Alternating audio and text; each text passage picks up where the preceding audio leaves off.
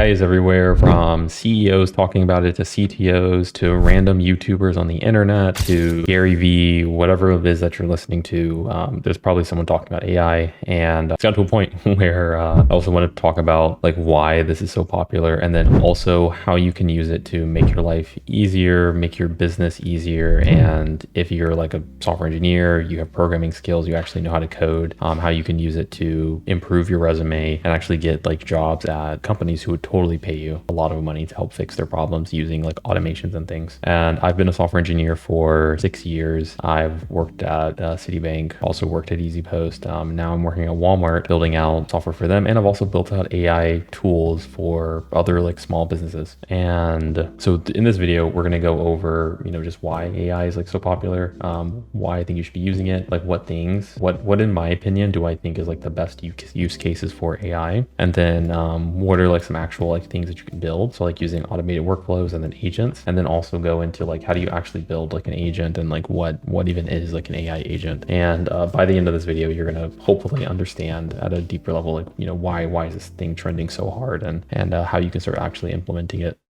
Yeah, so let's go into like why I'm making this video. It's because a ton, like the top programming content creators are all making AI videos. So Fireship, he keeps talking about AI. Like, why is that? Primogen, also people are asking him about AI, but not even that, but Lex Friedman is also like, okay, talking about AI stuff. Dr. Kate also has talked about AI a little bit. Gary Vee has been screaming about AI and that you need to learn AI, but he doesn't actually give any steps for it. But, he mentions, okay, you should learn AI. Alex Ramosi also has been speaking out a ton as of recently that AI is going to be very, very huge, and he's even investing in it.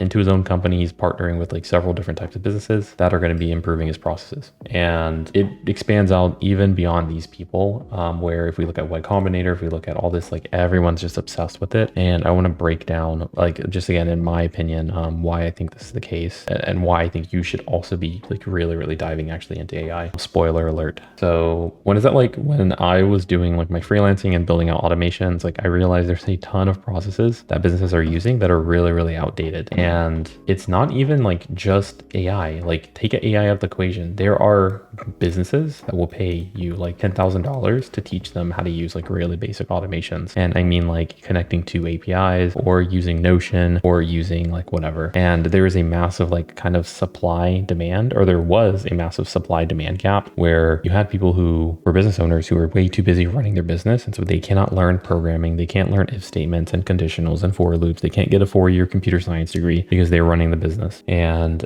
you had these people who were college students or whatever, who they had time, they could become experts into this domain of using these workflows, and then they could, build things out. I know a person who does know how to code, but he ran a Selenium script and data scraping, and he's making like $30,000 a month just doing that for businesses. And then it's because like businesses need this stuff, and they don't have any idea about the tech. They don't know anything about like what the code can do. And this opens up like kind of opportunity related to this. Like, this is just even in 2025, like most businesses do not have this knowledge. And to give you like some concrete examples, like I'm seeing like within like the process that I've seen, like I was at like a workshop for like some salespersons like thing or whatever. And it's just like, it's only salespeople. And they're talking about like how you can make tons of money, like doing like sales or whatever. And like, here's the system, and here's how you do it. And here's how you go from here to here. And the person says like, oh yeah, and like if you want to make a lot of money in sales, like if you learn, like if you want to get like technical and like use Make, well then you can build automations. I was like, wait, what? Like Make, from a programming perspective, Make is like you are playing with Scratch, if you know the programming language like that, or even it's actually even worse than Scratch. I think it's like you're just dragging and dropping and like using like really basic conditionals. Like I have like my Leetcode roadmap. This is like it's not even a part of the roadmap. This is like so foundationally like just low, where it's not even like you have a list of numbers and a single number, you can check what numbers in a list. It's like even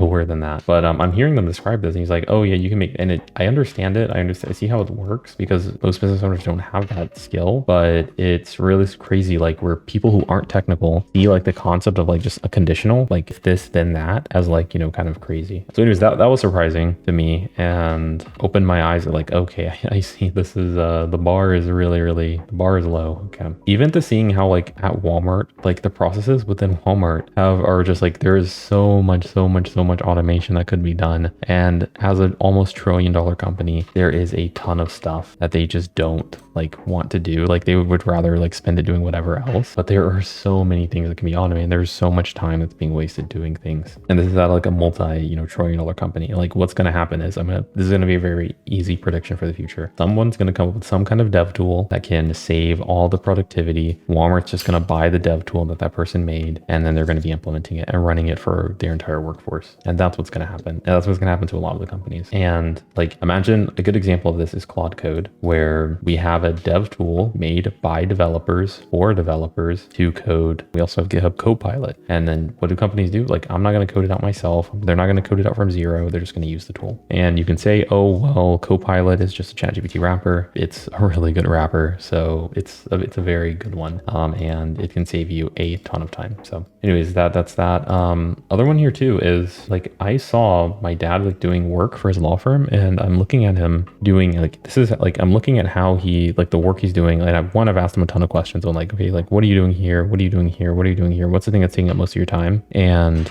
I saw what the work he was doing, and he's like going through all of his emails and like trying to find like the work that he did with the clients, so that he can like, check it and like actually count billable hours. So he did 1 hour this, 1 hour this, and he's going through all his emails to like count that. And he doesn't even track any of the phone calls, even though he has like a phone call software that would tell him like how much the phone calls are. But like it won't tell you by like navigating on the UI. You have to actually like, call a program that's going to be able to do it. But he didn't know that. He had no idea that that was like even like a possibility. And so he just doesn't bill for his phone calls. And it's not just him. I'm sure there's thousands of other lawyers who aren't doing that. I'm sure there's tens of thousands of people who just don't know about that functionality. And instead what they'll do is they'll just pay, $100 for some software that can do it themselves, or they'll pay another person to go in and figure it out, or they'll pay a developer or whatever. And so like the point of me saying this is just that there are a ton of systems where you can go in, fix, automate all the stuff that they have no idea is even possible. And that is where like the big thing is. And even like, diving a little bit more and explaining this is that like the problem is that developers don't know what the people want. And so it never happens. That's the other thing I want to talk about here, which is that like engineers are the only ones who can actually see what can be built. Like normal people have no idea what you can do. Like to me, it is very, very, very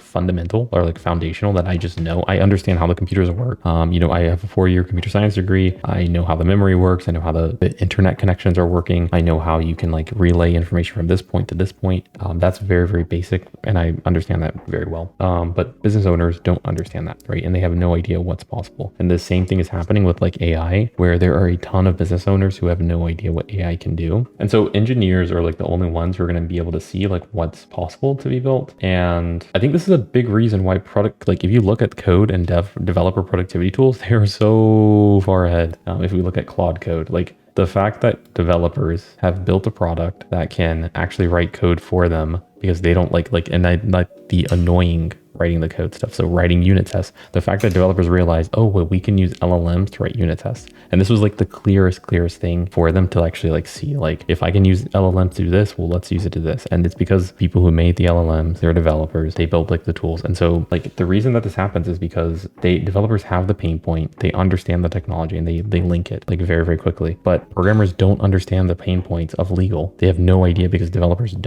don't talk about that kind of stuff, right? Like, and this makes it very competitive when you want to code dev tools and like developer productivity tools, but it means that legal, real estate, and every other business that's in the United States lags behind. And so this is like this is why you should be doing it, is because when you understand this, that like developers don't want to touch AI, and even less of them want to like talk to legal and all these companies, it like you can see that like this is a big value prop for if you can find someone who actually does, like if a company can find someone who actually does that. Secondary thing here is like the kind of whole crux for this and like why this exists is because that like good developers have jobs at these companies, and then those companies, like, they're just going to fix them within them. So Google engineers are fixing Google's AI problems. Meta engineers are building Meta's new AI products, and like they're not going to code outside of work. So good developers aren't coding any of this stuff. Bad developers don't even know how to build these solutions, and they're learning, like they're trying, like the business owners are like, they're trying, but it's never going to outpace like what someone who actually foundationally understands it is. And other developers also don't don't talk to businesses and they don't care to. Like they're not going to go home and talk to businesses. They're not even like, they're just going to sit at home and just kind of relax and, you know, leave it to them. Like, because the businesses aren't not going to pay them 100K a year or 200K a year.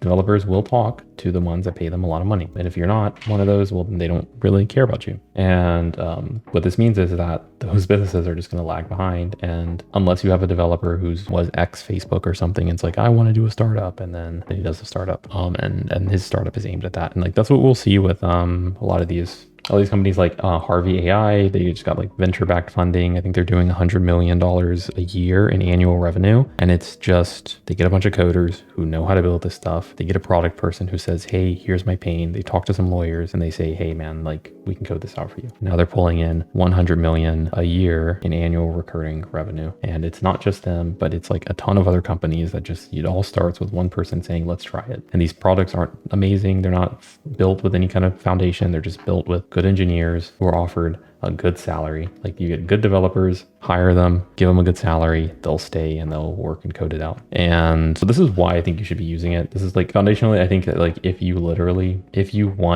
to get a job at like Harvey, they are looking for people who understand AI so that they can build these out for their lawyers. And like this is like where it makes just a lot of sense. And if you are not Harvey and you're just like, you know, kind of in the bucket of being a business owner, if you understand it, you can actually see what needs to be done in the business and you can actually fix it. You have that on that end, you can do that, or you can just use like the no code, low code tools, which is what other people are doing, and also doing with that, and like also like building out applications with that. The big reason why AI is so popular is because when you do something with AI, like there's like a really nice like magical effect that happens where you can tell it to do something and then it does it and it's like, oh my God, wow, that was crazy. And then like there's like a really ugly like part underneath that where you realize, oh wait, it's not 100% accurate, where it hallucinates, it gives you bad info, and in those situations you can have very, very critical problems with that. And this is where like AI is popular because it can seemingly do magic to people who don't program and do any of that stuff. And even to people who program, it's like doing magic and it looks amazing, but it's not perfect. And there's still going to be like a lot of problems. And I think like this is where people are realizing like all of like the AI scams and like the fact that there are companies that just are like, they're not even AI, like they're just like a group of people in the Philippines like coding the stuff out very, very fast or very, very slow with the delay. And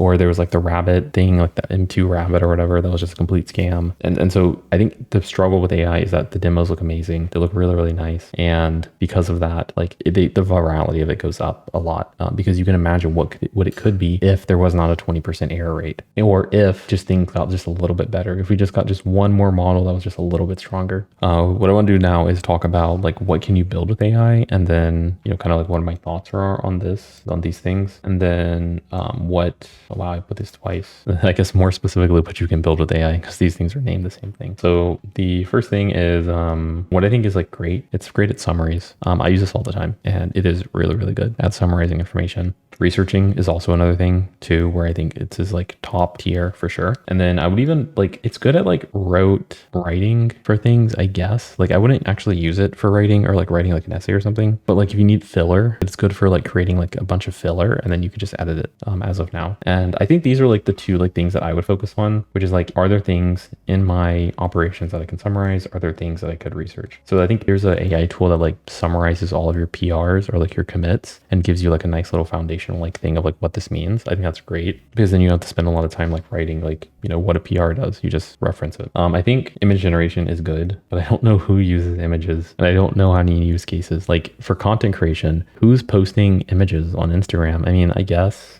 people run ads too, right? So that's really great for advertising, but I can't think of any other use cases. It's nice to have like, you know, cute photos, but from a business perspective, it's not strong unless I guess we're doing like AI, like not safe for work stuff, I guess. Or AI girlfriends or something. Video generation I think is really cool, but I don't see the application like except for content creation, and it doesn't seem to be like great, honestly. Like I don't see Mr. Beast using AI for his videos. When I see AI thumbnails and when I start seeing like actual real content creators at the best of their craft like using it, then I'm like, okay, cool. So I don't know, maybe I'm wrong with that. Voice agents, I was really hyped for these a year ago, and they have not seemed to have moved or developed or changed really in about a year. Definitely mid, but I think in the future we're going to be seeing AI cold calling, voice receptionist, even AI mock interviews will be a thing, but like the tech just isn't there. And so like for a lot of these, like these just seem mostly useless. And then, but then it's just summaries and research is like, this is where like businesses are not doing this. They are not doing it. And then it's also like just automations. It's like this plus automations. And this can save you a ton of time. Like there's like AI content creation, but again, I would never ever do AI content because it doesn't seem good. Although it seems like we have gotten a boost with VO in this past year, but yeah. So this is what I would focus on. Probably like most of my attention on is just research and summaries because you can save a lot of time with that. And the question here is like, how can you make it accurate and not hallucinate when it's researching? Other thing here is what can you build with AI? Like I guess deeper. So generally we're just going to be like automated workflows. So use an LLM tool. So these are basic make automations. If you've seen it in my previous video, you might have seen it. Or if you have like automated support ticket routing, lead qualification, resume screening is something that like, you know, if you're a software engineer, you would know is that you can totally screen someone's resume because screening a resume is just summarizing. And then you get agents like Leetcode. Now we're going to go into final part of this, which is how do you build an AI agent? So I spent a couple hours reading about AI agents and I'm just going to like leave my notes here. I may even just rush through this because this video is longer than what I was thinking, but maybe we'll just do a long one where I'll just talk for a lot. I don't know. Agents is just like the idea that like AI can already talk to humans, but like what if it could talk to servers and systems? And then this is where like function calling comes in. So we can actually have LLMs call code. OpenAI did this where they released, I think it was like custom GPTs and you could actually invoke functions. So this isn't a new idea, but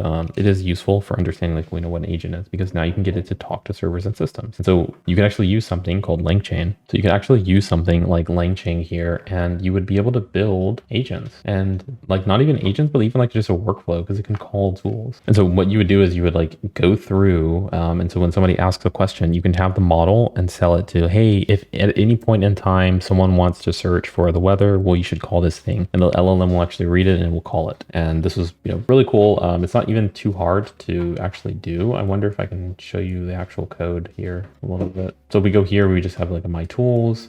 We have like some model like object, and then we just call like model like dot invoke. And we can even like define like this. So you create like some kind of function and then it would be able to call it. And this could be an API call, API request, whatever, but it can actually search the internet and do things like that. And so when you say multiply 2 and 3, well, when you describe what it does, when someone asks for a multiply question, the LLM will just know like to call it. So that's a LangChain kind of like pseudocode. And it's pretty straightforward, I think. So finally, essentially what you would do is you would just string together like multiple of those. So you would build out multiple functions for multiple kind of APIs. So if you need to talk to Stripe, if you want to talk to, you know, whatever kind of service, you can actually get the LLM to start modifying and doing that. And at the same time, for agents, you can have it just give it a ton of tools to use and just let it just go nuts on based off of like whatever. It can be a vague prompt and then they can just start trying to do things itself. And leading into this is that you can actually use MCPs. So I want to describe that very, very quickly, which is the idea that like, what if instead of defining all the tools every single time for all of our code repositories, we just store it on like a central place where and that can just route and tell the thing, right? So instead of us defining all these functions, the MCP will do it. And so all we have to do is just have the LLM talk to the MCP because the MCP already defined all the functions. So this is why like model context protocols like, you know, grown up is just because it like developers can just provide the data in the MCP servers and the AI can just call it. So tooling, you're gonna have to pass in the parameters, you're gonna have to define the functions, pass it in, implement the actual execution code, and the MCP just houses all of it. So you can have a host client, which is like the LLM, it can talk to the MCP server, and then you can have like a transport layer. So you can even host it locally, or you can send the data over through the internet HTTP. So anyways, hopefully this is, you know, this kind of makes sense as, you know, why like this LLM stuff. Again, maybe I will go deeper into the AI agent stuff, but the reason for me talking about this is that like when you can build these out, you can actually build really, really powerful automations for businesses, and you can save, you know, there's millions of businesses. If you literally just picked one, you'd be able to help them out a lot. Even for consumers too, you could help them out a lot by building out, you know, things that can just automate this. And if it were me, I would be focusing on these two, summaries and research, as opposed to these, because I don't think they're old enough yet. I think they're like not good. Video generation seems kind of useful. Voice agents, I'm not seeing it personally. Maybe I'm wrong in the comments. You can let me know, but anyways, see you guys and peace.